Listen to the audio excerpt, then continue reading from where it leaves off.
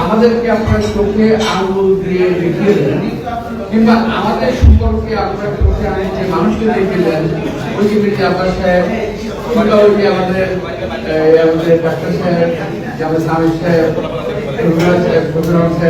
এই আমরা করি না।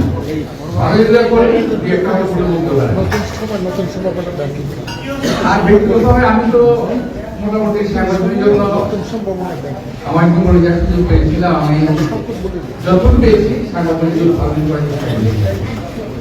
কিন্তু আপনারা কি বলতে পারবেন কোন সাংবাদিক ভাই একটা কথা ভেবেছিলাম বলতে পারবেন? কিন্তু আমার সম্পর্কে এমন লেখাই লিখছেন আপনারা, আমি ব্যক্তিগত কথা বলছি না, আমি সামগ্রিক কথা বলছি। আমাকে উদাহরণ হিসেবে দিচ্ছি, এরকম জ্বলন্ত একটা উদাহরণ আপনাদের সামনে মধ্যে যাচ্ছে। আমি যখন 11 সময় গ্রেপ্তার হই, তখন অনেক সাংবাদিক আমি তো গ্রেপ্তার হই নাই, আমি বাড়াই নাই, আমি স্ট্যান্ডার্ড করেছি মধ্যে 10,000 লোক দিয়ে দুটোকে দিয়ে আমি আমার সম্পর্কে করে চাকরি করে দিলাম। এই যে আমাকে সম্পর্কে চাকরি করতে হলো, খুব দুর্ভাগ্যজনক। আমার জীবনে কখনোই আমি জাকাত এবং ইনকাম ট্যাক্স এই দুটোতে কখনো চাকরি দিইনি, এখনো না।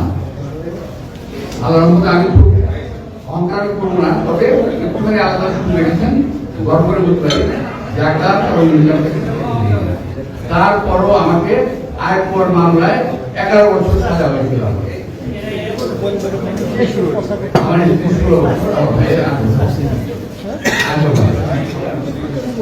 আমি এখন কেন বুঝতে পারি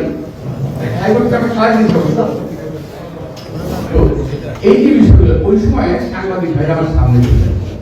আমি বলছিলাম যে আমাকে এই পত্রিকা লোকতন্ত্র পত্রিকা কতগুলো পত্রিকা বলেছিলাম যে দেশে সাংবাদিকদের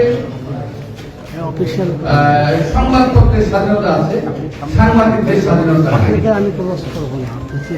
অর্থাৎ সাংবাদিকরা ইচ্ছা মতো লিখতে পারবে না।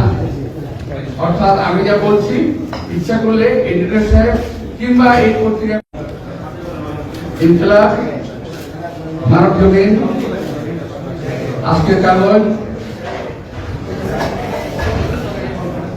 সহ 11টি পত্রিকা ছিল।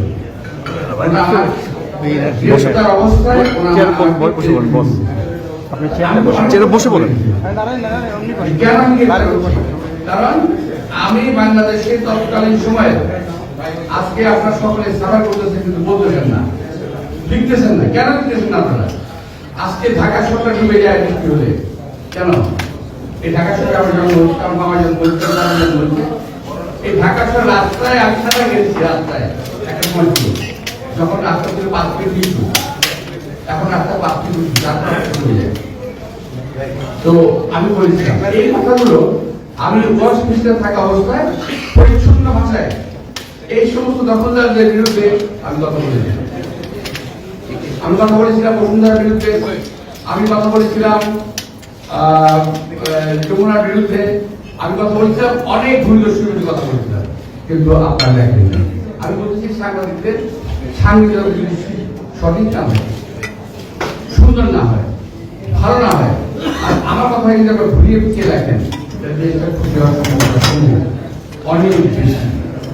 প্রিয় ভাইরা, দেশের ক্ষয়ক্ষতি কিন্তু ভালো মন্দের দায় দায়িত্ব রাজনীতিবিদরা 25% বহন করে। 25% আমি মনে করি 50% বহন করে আপনাদের সাংবাদিকরা, সংশ্লিষ্ট সাংবাদিক যারা আপনারা করেন তাদের উপরে। যদি আপনারা মিথ্যা সাংবাদিকতা না করেন, যদি আপনারা মানে কারো দ্বারা প্রভাবিত না হয়, সাংবাদিকতা না করেন, সঠিক কথাটা বলেন, তাহলে দেশটা অনেক আগে